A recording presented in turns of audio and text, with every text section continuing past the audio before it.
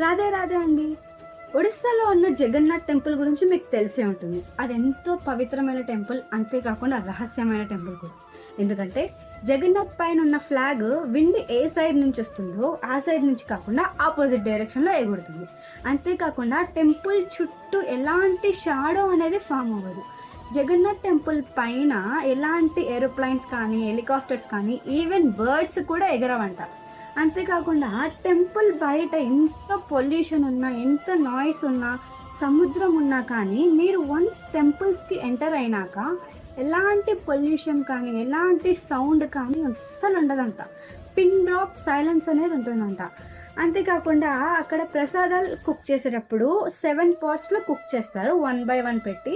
అలాంటప్పుడు ఏ part cook అవుతుంది?